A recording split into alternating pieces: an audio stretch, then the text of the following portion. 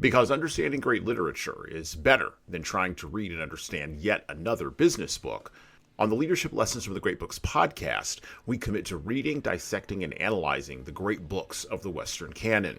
You know, those books, from Jane Austen to Shakespeare, and everything else in between, that you might have fallen asleep trying to read in high school.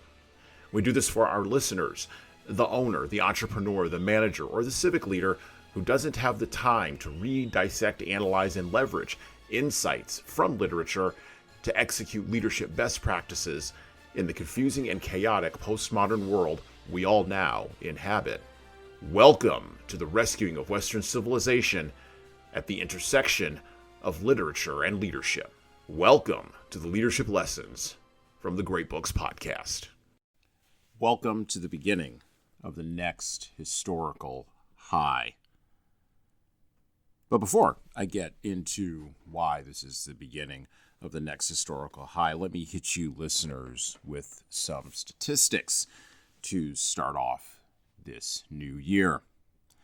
According to the National Literacy Institute, 21% of adults in the United States were illiterate in 2024. 54% of adults have a literacy rate below a 6th grade reading level. 20% of adults are below a 5th grade reading level. Now, literary statistics matter a lot to me as I host a literary and leadership podcast because they are a bellwether, usually, for other more substantive and systemic problems. From voting for someone for the local city council to avoiding being fooled by the products of an online bot farm, being able to read the words on the page or on the phone is important. But even more important than being able to read the words on the page is the ability to understand those words and to be able to make meaning from the words and make decisions from the meaning behind the words we understand and even the ones we don't understand. Nothing begins without people understanding the words they're reading and being able to argue and discuss and contemplate the meaning of those words. But there's one other area where we need to have deep literacy, and I'm not talking about critical thinking here. Critical thinking comes after literacy and even after comprehension. We need the ability to make plans for the future based on the meaning of the words we read, the words we comprehend, and the meaning that we seek to understand. Why is this important? Why am I talking about this right now? Well, during times of chaos, during times of disruption, during times of a shifting consensus in a dynamic country like the United States of America, where I live, making meaning of words matters quite a bit in the pursuit of defining, developing, and determining the nature, depth, and breadth of problems. The meaning of words and the ability to understand the meaning of words becomes even more critical to track and determine in the transition from a time of chaos into a time of historical prosperity and peace. There's an idea in business around signal and noise. And words can be both the signal and the noise, but literacy, comprehension, and critical thinking, these three are the tools that we use to separate the signal from the noise. Now, I'm going to use a word here, or a term here, and I want you to hook onto this one. The transition from a historical low of chaos and collapse to a historical high of prosperity and construction could be defined by the words golden age. But how you comprehend that term, what meaning you make from it, well, you might need some help with that part.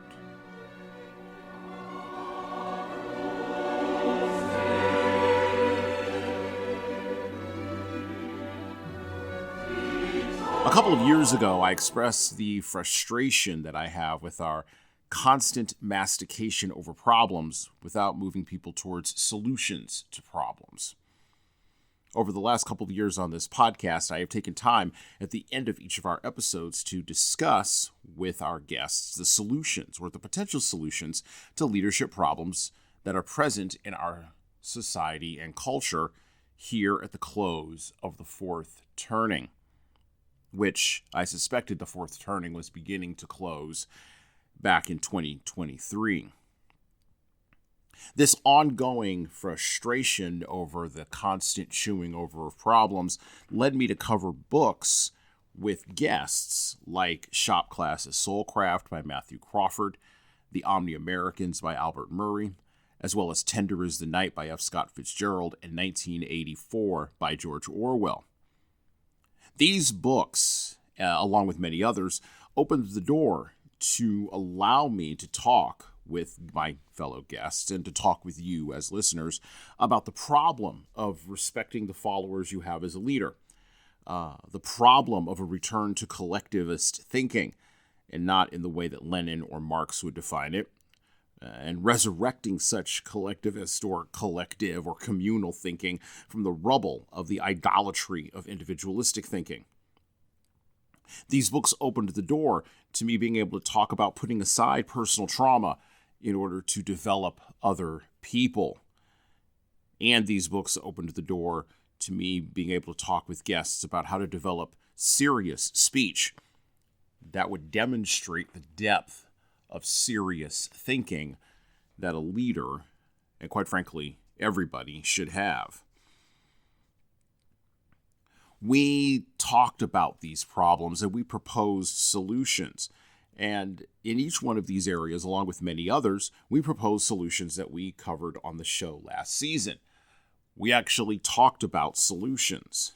There were some radical, some more pedestrian, but all solution-based.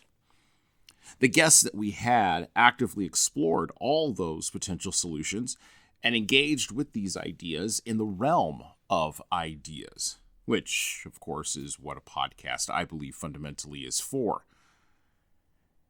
And now, in 2026, starting the fifth season of the Leadership Lessons from the Great Books podcast, we are going to level up yet again, and we're going to begin to explore ideas.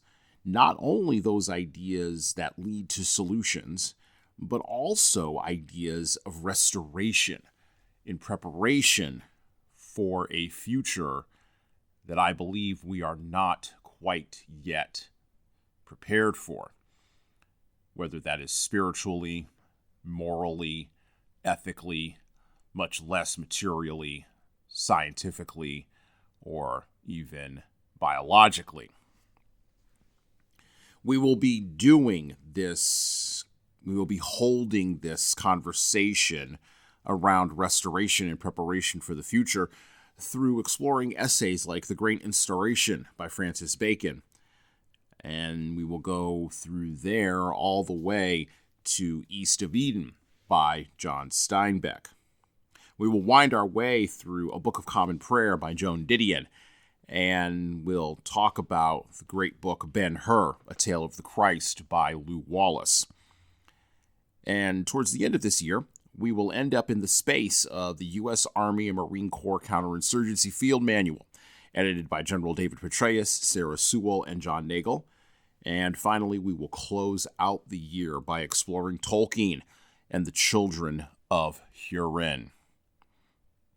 We will use these books to connect with literate leaders with high comprehension, deep compassion, and literate leaders who have impatience, who are experiencing impatience with the speed of the coming historical high.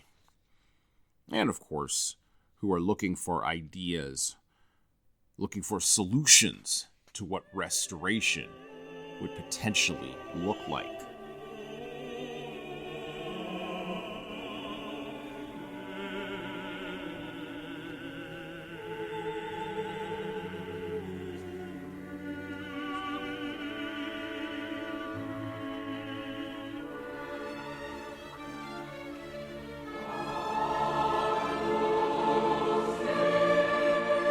So here's a few questions to sort of set yourself up for the upcoming podcasting season. Why do smart leaders read Voltaire instead of the Harvard Business Review?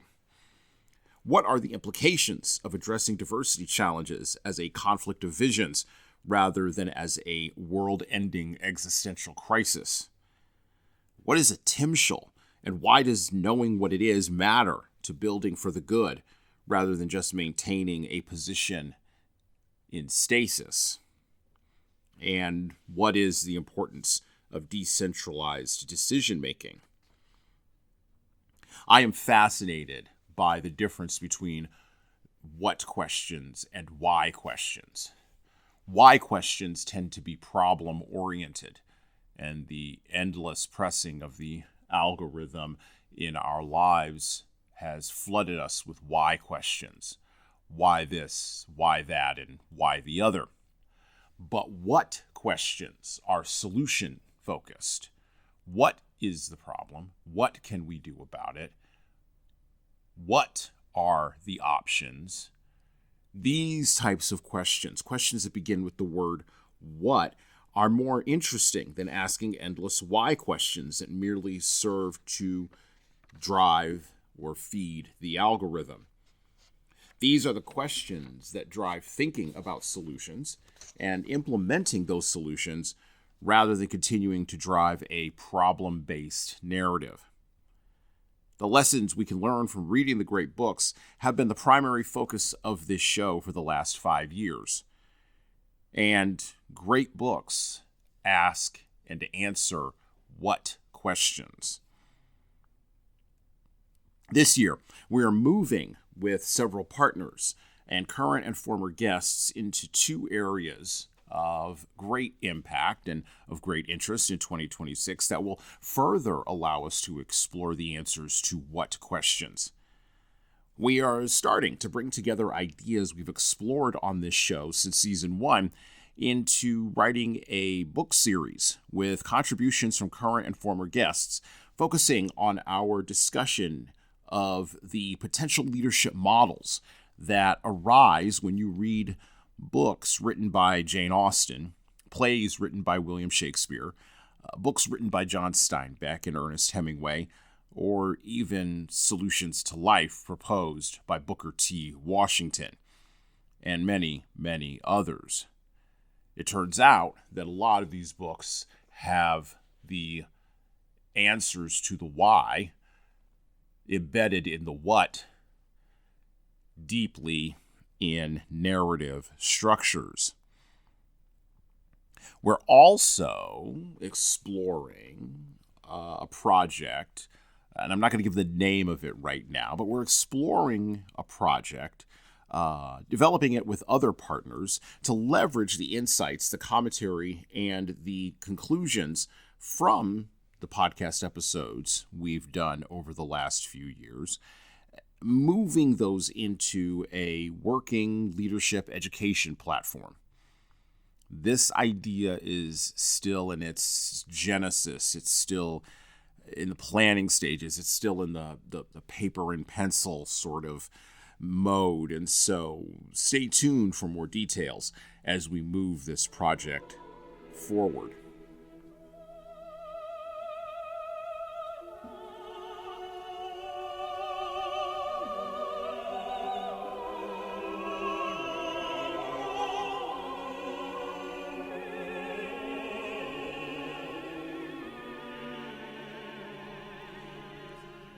I once heard years ago as an entrepreneur, and I've taken this throughout my entire life, that, and my career actually, that it takes 10 years to become a quote-unquote overnight success, whether you're an entrepreneur or a business owner.